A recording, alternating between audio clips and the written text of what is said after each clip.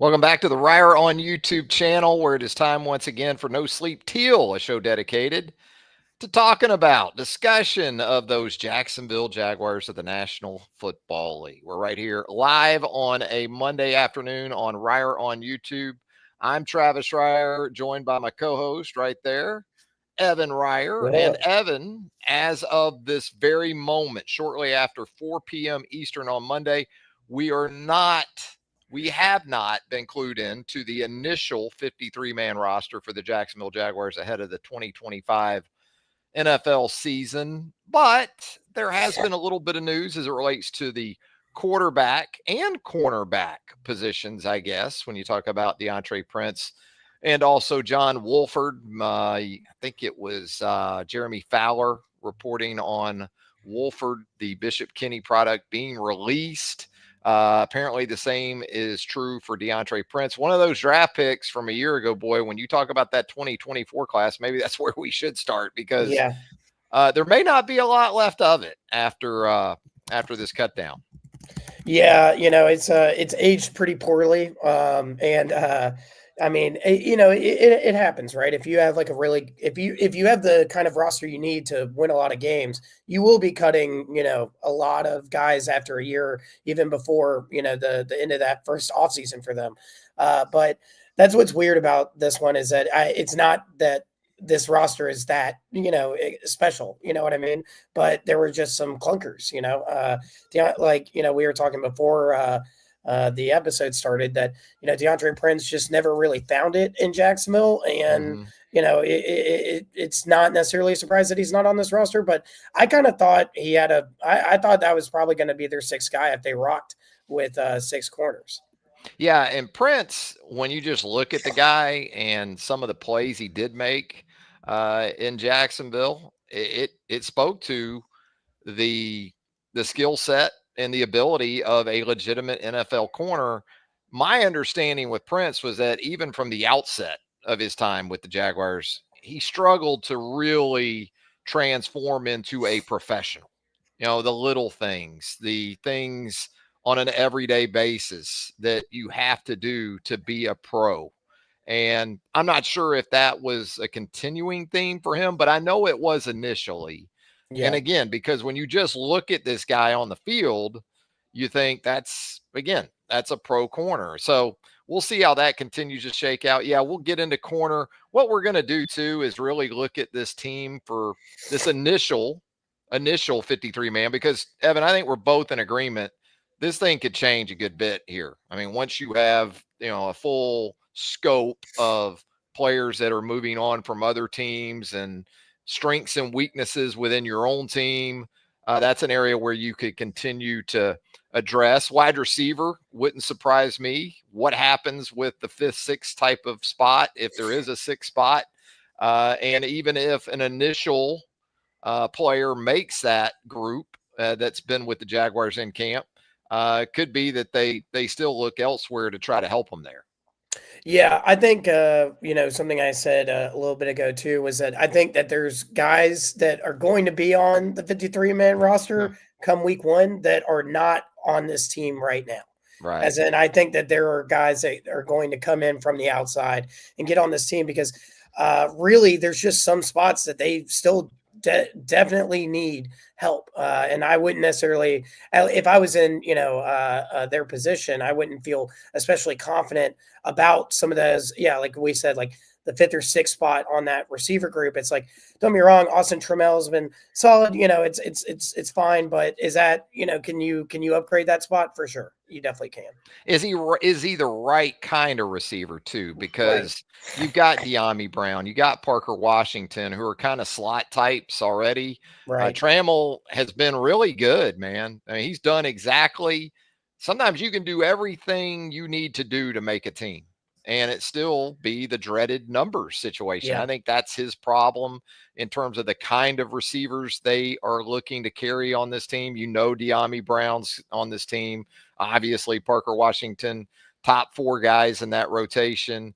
Trammell has been very good at what he does. He's also a depth provider in special teams and in the return game. But Parker Washington's going to be your primary guy. So, that's where it probably catches up with Trammell. Maybe he still makes this thing because, look, right now you're looking at De'Ami Brown, Brian Thomas Jr., Travis Hunter, obviously, Parker Washington.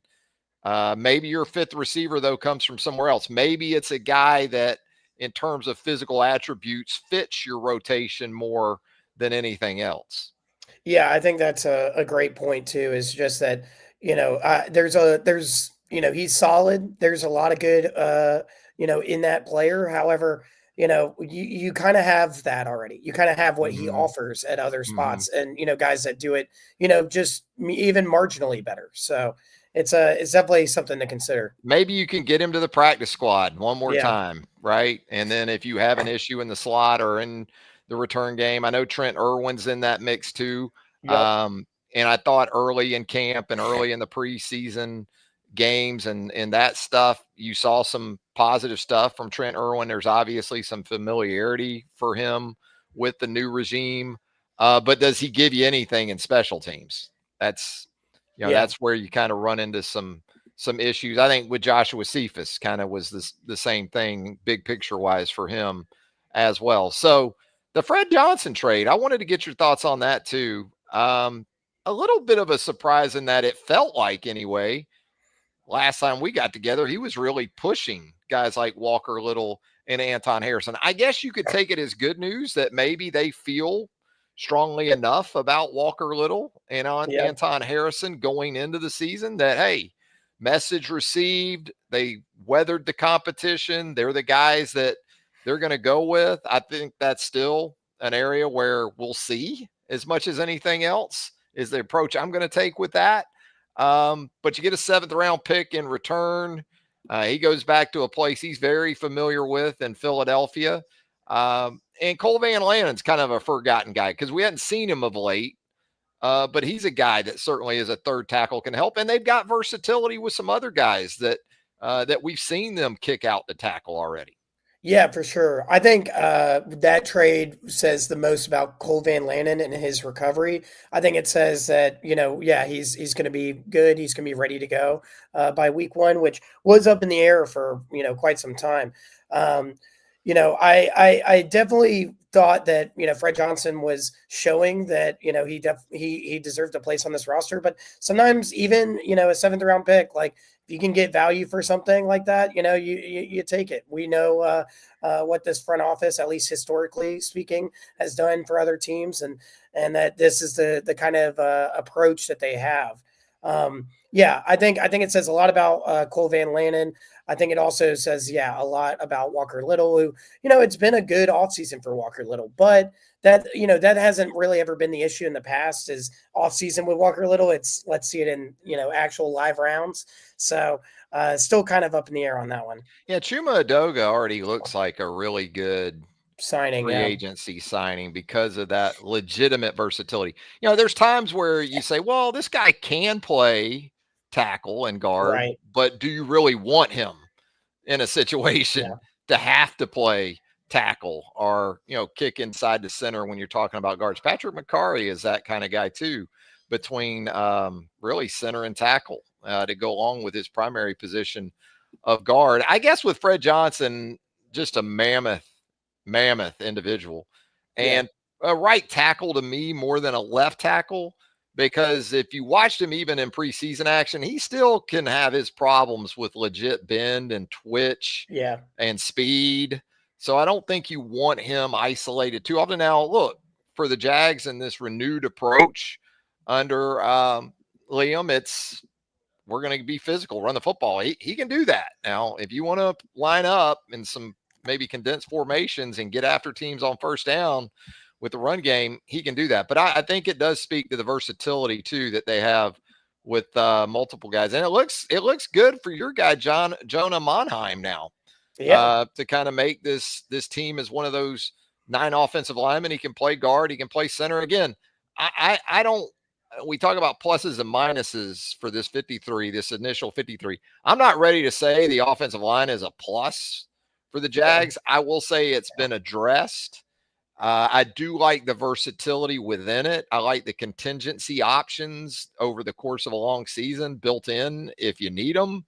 But in terms of just high level of play, I'm Yeah, there's been some. still kind of Switzerland on that one. Yeah, there's been some sloppy play, like in the preseason games, the penalties and different things like that. It's definitely not for certain, but I definitely feel better about the group than I did at the beginning of the offseason, which I mean, we better have felt better about the group, but going into the preseason.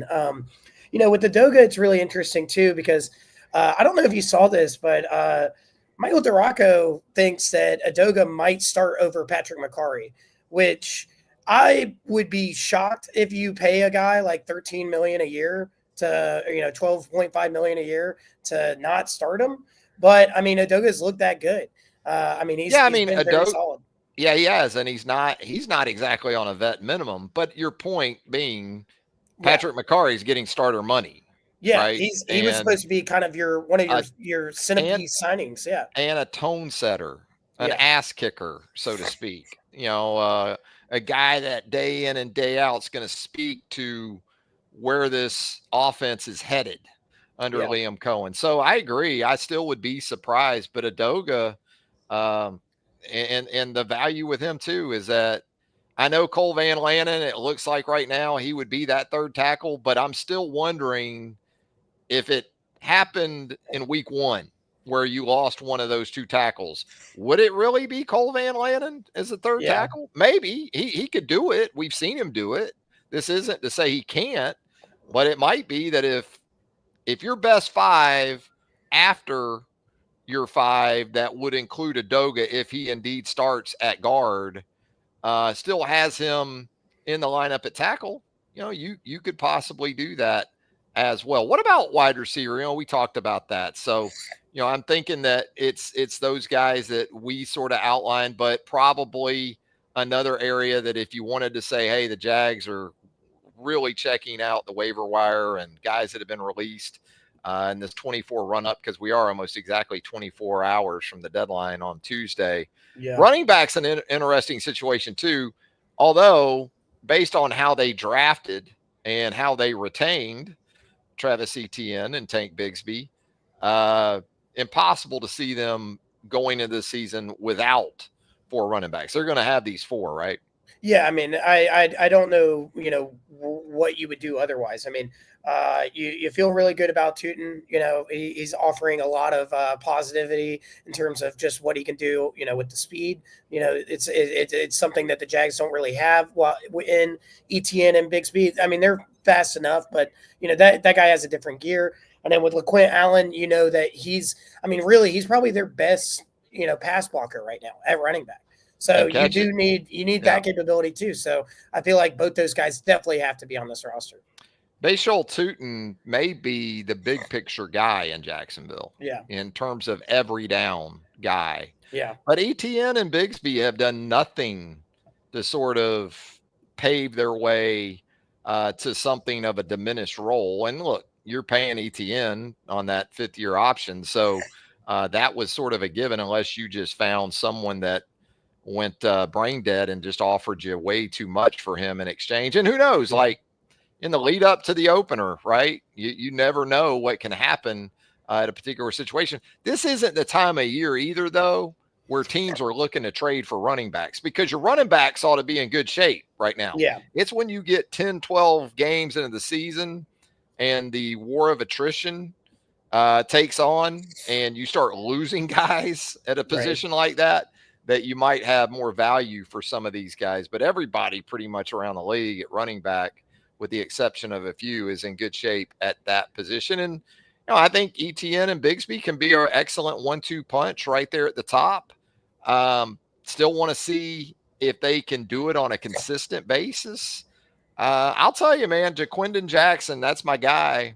And I thought he looked good against Miami in the preseason finale. Big back, gonna get cut. I don't think the Jags can get him back. I don't know. Maybe they can, because, like I said just a second ago, teams aren't really looking to put backs on their 53 man right now. Maybe they can get him back to the back to the practice squad, Jaquindon Jackson, but give this staff credit in terms of evaluation, not just with the draft picks, but with Jackson as well. Yeah, no, I would definitely love for him to be on the practice squad, but yeah, you just never know. And like you said, though, if there's anything working in the Jags' favor, it's just the running back position in general is just so undervalued It right now is. that yeah, they have a better shot with him than maybe at other spots like DL or corner or what have you. Mm-hmm.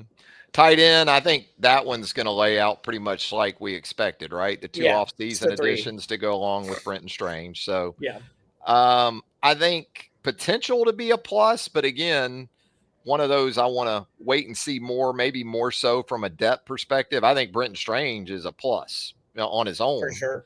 is a plus. You get to that second and third tight end position. That's where you want to see a little bit more.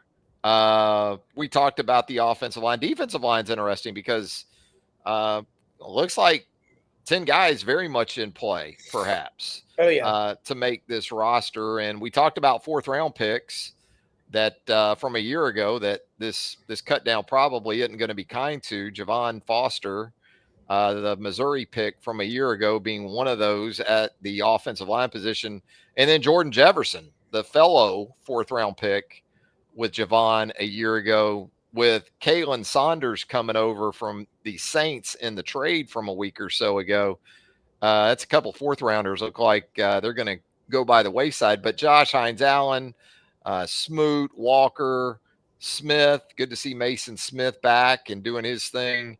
Armstead, I'd Ogba, say yeah. Ogba is definitely on the roster at this point. You Austin know, Johnson on the roster. I don't know, man. I don't know if him or Tyler Lacey are on the roster.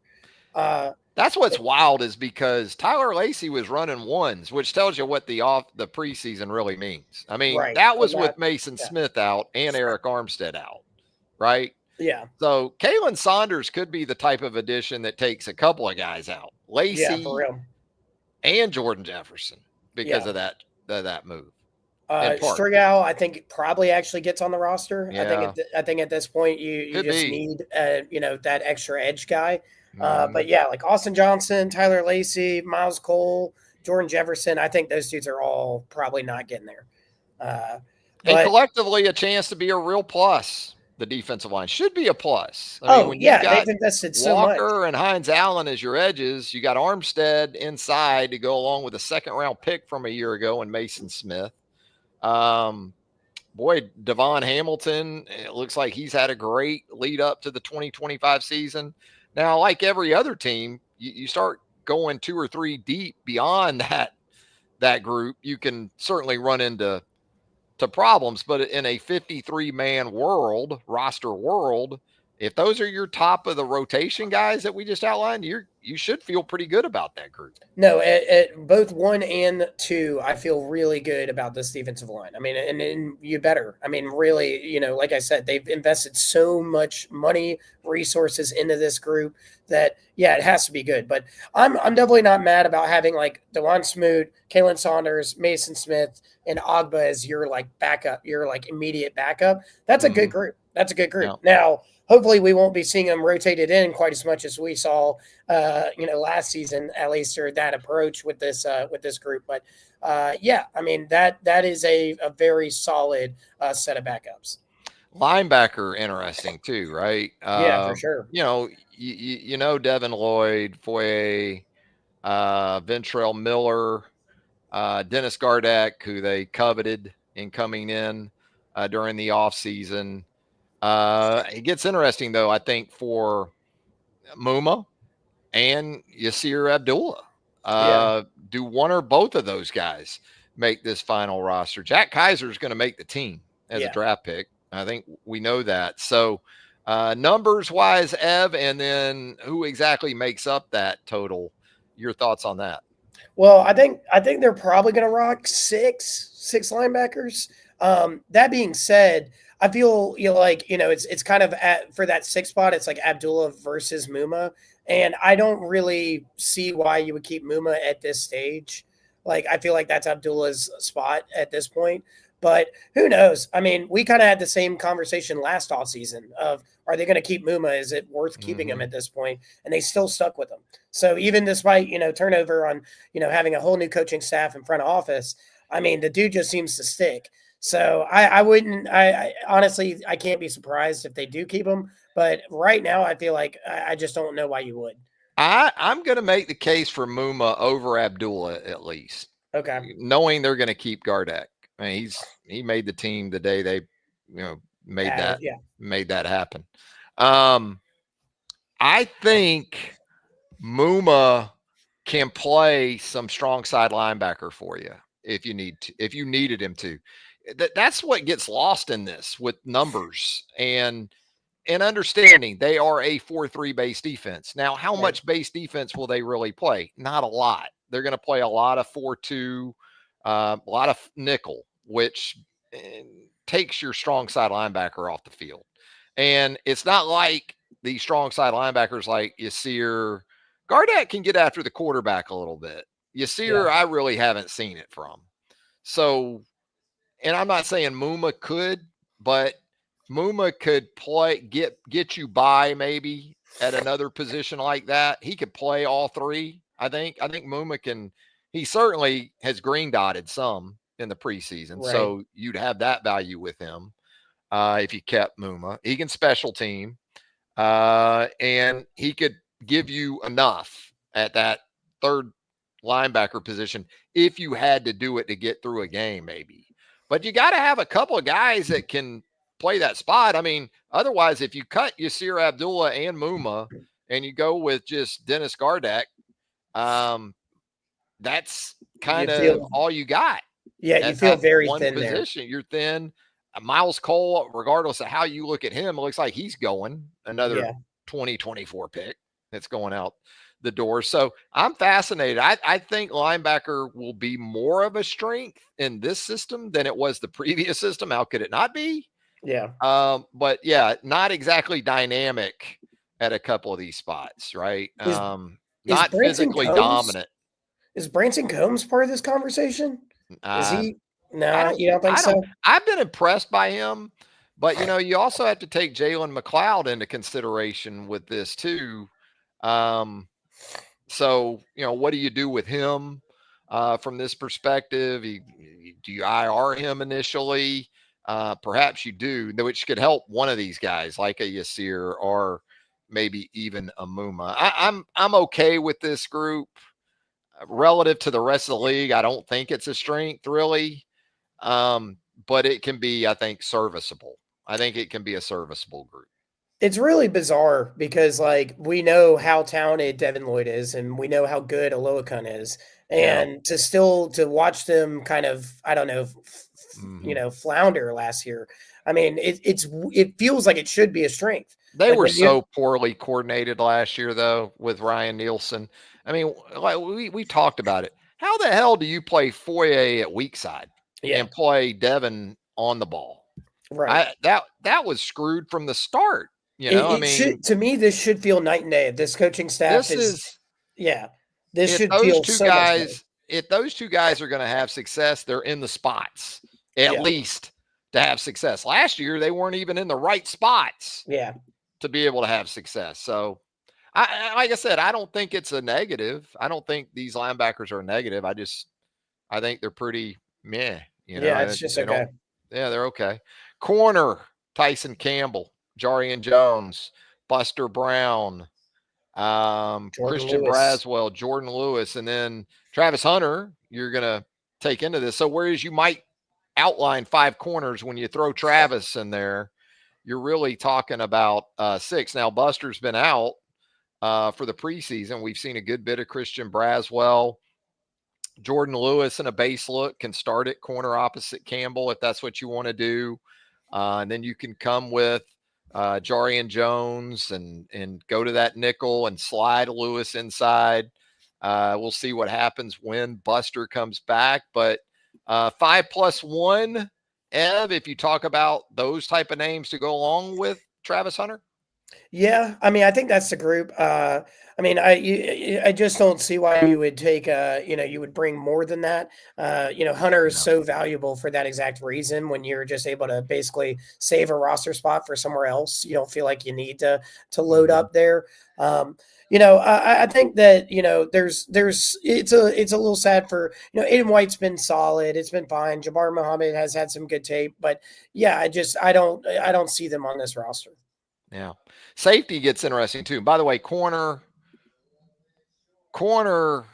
it to me, the difference between negative being a negative and being a plus for this team comes down to Tyson Campbell's health. Yeah, Can he stay on the field? And Jarian Jones's growth. yeah, If those two things happen, then this can be a plus group. yeah.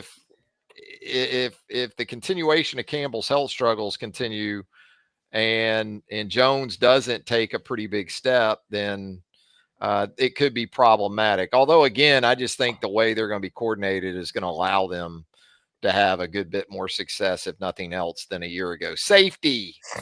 We talked about this a little bit before the show in terms of numbers and how it may work out. 5, could there be 6 safeties? I guess Caleb Ransall is kind of the X factor here. He's an IR possibility to maybe start the season.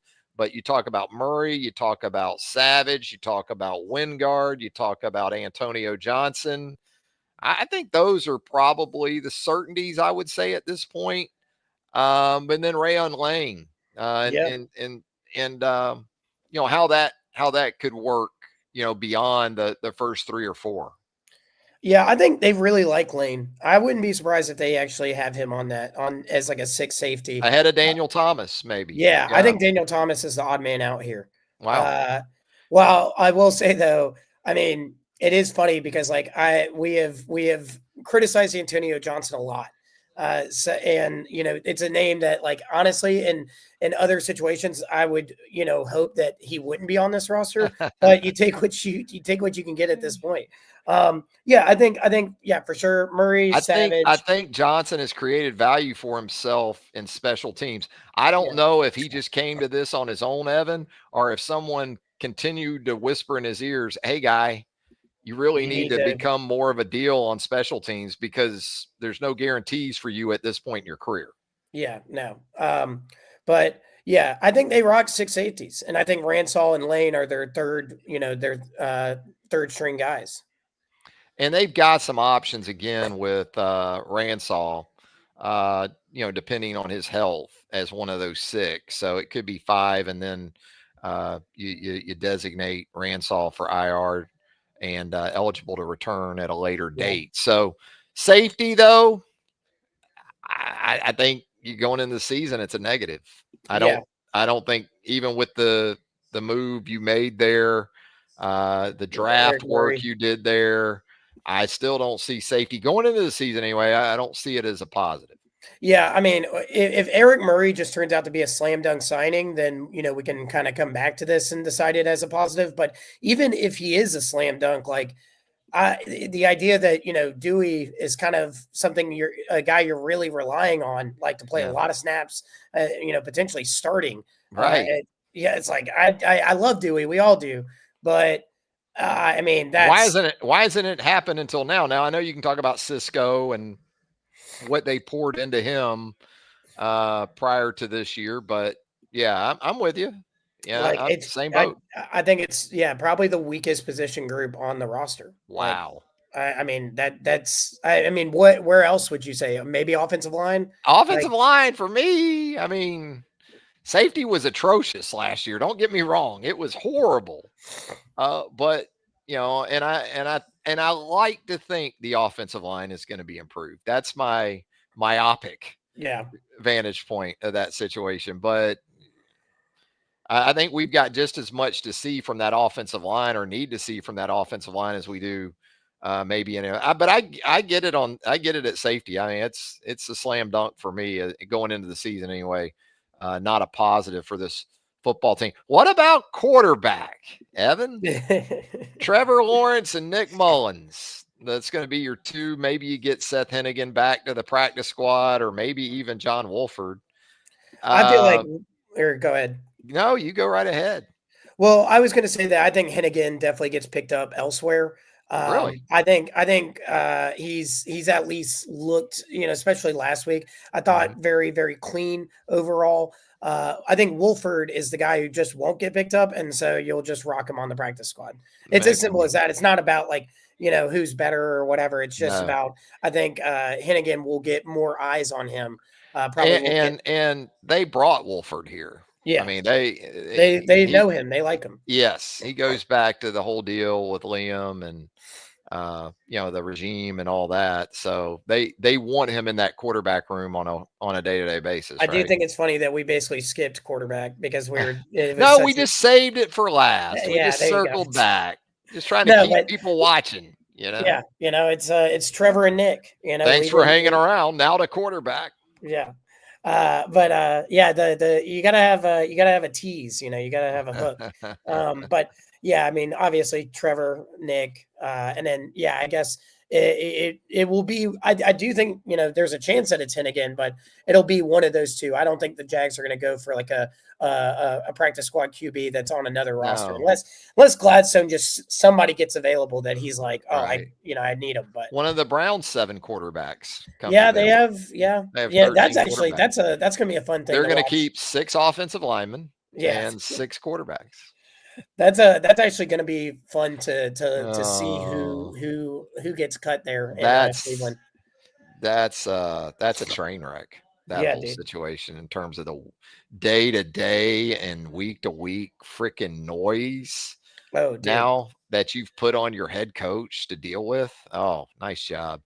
Nice job, Brownies. No, quarterback for me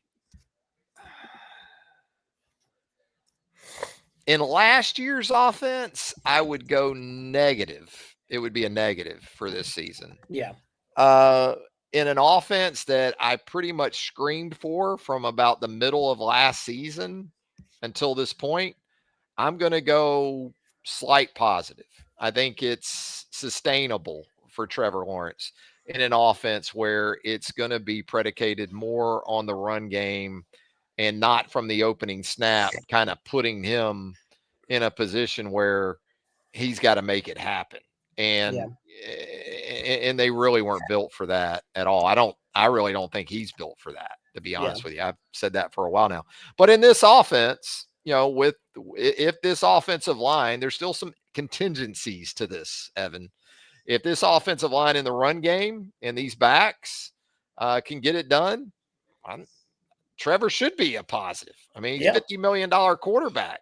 If you're in an offense that he's buoyed by a run game and you've put more playmakers around him in the offseason, De'Ami Brown and Travis Hunter, it damn well better be a positive. yeah. I mean, really, at this point, if it doesn't work this year, there's no one to blame unless there's like a crazy injury crisis or something like that. Really bad luck. I mean, you can't excuse it anymore. You just Mhm. can't. Uh, this is supposed to be, I would say, let's say 90% built, Yeah. offense at this point. Yeah. Like you could say there's one or two spots that they could still upgrade, and like a clear, obvious upgrade. I mean, not like a marginal one.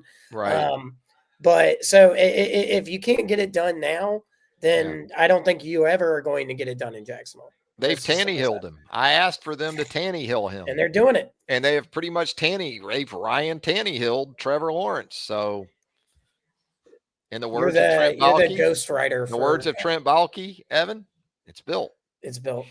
You're the ghostwriter for Gladstone, I guess. The Let me whispers ask in you his ear. this. Let me ask you this in relation to Travis Hunter.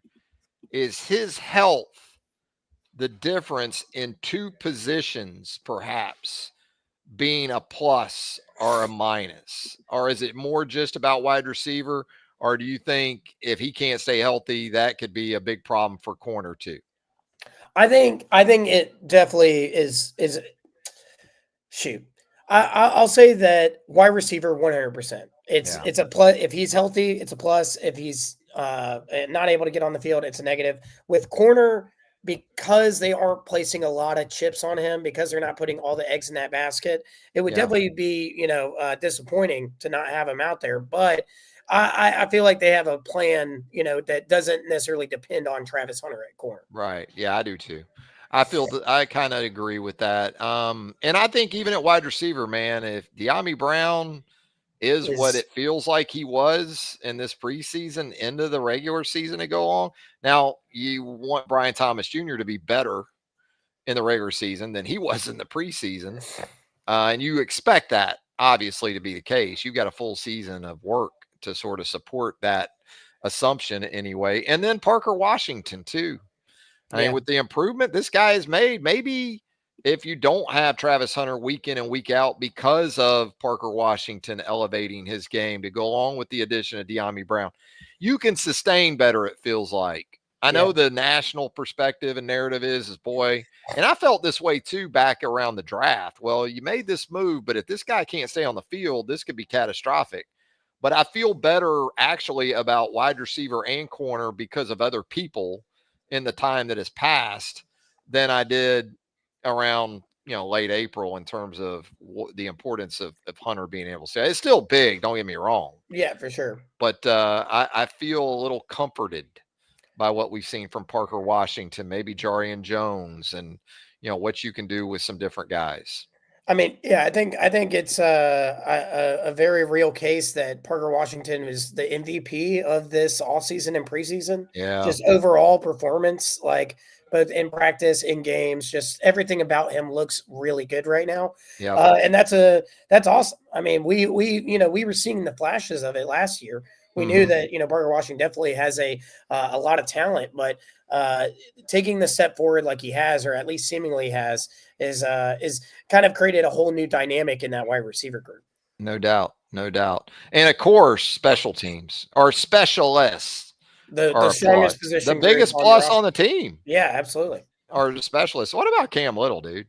I I mean, mean, just he's drilling a he's a 59 yarder. It's like it's no, a everything's a layup to that cat. he's becoming a star, which is He super is the weird. Steph Curry of kickers. Yeah, He is yeah. the Caitlin Clark of It, kickers. I it's said what I said. if you had said, which Jaguar player was going to, basically go viral and take the headlines for like a week, you said Travis Hunter, you'd say whatever. uh, No, Cam Little, baby. He's right there. protect him. Got to protect him at all Honestly, go ahead costs. and lock him up. Go ahead and give him like a That's what 5-year I deal. said a couple weeks ago after the 70-yarder. Just bring back Scobie and Hollis for the preseason and let them handle make it fun like alumni kickers, Yeah. in the actual games. That would have been Yeah. fun. I But mean, there's a lot of different, what is Josh Lambo up to? Is he I mean, come chilling? on, Yeah. What's he right? up to? We got a couple of games, but no, it's seriously that dude is just another level, and Yeah. It's awesome. you just don't want him to wake up because it's like he's asleep and just drilling kicks. And so Logan Cook, you're going to get a high level performance out of. The return game is going to be big this year, man, with the tweak to the rule, and Yeah. they're basically saying you've got to return, you've got to kick returnable kicks, and you got to return kicks. Yeah. And so there's opportunity there too for the Tank Bigsby's and the Parker Washingtons, maybe, and those kind of guys. No, we've already seen in the preseason games that like returns are becoming or at least explosive returns are becoming much more common. They're definitely something that can happen, on a consistent basis, Yeah, which I think in the game of football has never ever really been that way. Like no. not to this level anyways. Like, there's always been really good kick returners and different things like that, but being able to just like kind of run even, not especially amazing returners out there and get to the 35 Mm-hmm. like with some frequency is nuts. And I think that's going to show up conversely in your coverage unit decisions you have to make in these Yeah. final cuts. I think for a year or two there, because of the change, it was basically there's not as much of an emphasis on maybe the traditional coverage candidates in Yeah. covering kickoffs, especially. Now you better have some legit coverage guys, or you're going to give up some of those big ones No, going for the other sure. way. I'd be interesting to see, if we, over the course of this season, if we see teams like guys that are starters like out Mhm. there, like just because like you need your best athletes, like you need like actually good talented dudes that can pursue. It might actually become an option. Yeah. Probably not, but for the most part, just because again, it's just too risky. But Mhm. like, if you're getting returned on every time you kick the ball, if they're getting to the 40, 45 every single time, it's like you got to figure that out. It'll be nice though. The Jags can just return it to the 40 every time, and then Cam Little can just go ahead Yeah, and it's 3 points, and he yeah, keeps us in firehouse subs. I yeah, mean, the exactly. guy just I mean, keeps I us. think that's the strategy at this point. If this offense doesn't get its wheels turning, then Yeah, just put all your yeah, chips on special teams, all of and them. just hook and ladder me every Yeah, week. let's go. Just let's do it. God, I Hey, might have to get a firehouse sub after this now. I know I'm hungry. I got one about a block away right up there on South Side. It's been a lot of fun Yeah, playing the projection game. Maybe next week what we'll do is we'll revisit our expectations for the Jags in the regular season, if those have changed any, and talk about the win totals and yeah, the schedule. Revisit that schedule and maybe what we're thinking now with the preseason in the books. How's that that sounds sound? good to me. All right, Ev. Hey, as always, a lot of fun, my man. And thanks to everyone for joining in here on the program. If you haven't already, subscribe to Reier on YouTube. Hit that notifications bell. That way you're alerted to all of our content as it drops here on the channel. And a thumbs up, a like would help us out tremendously as well. For Evan Reier, I'm Travis Reier. Until next time, so long, everybody.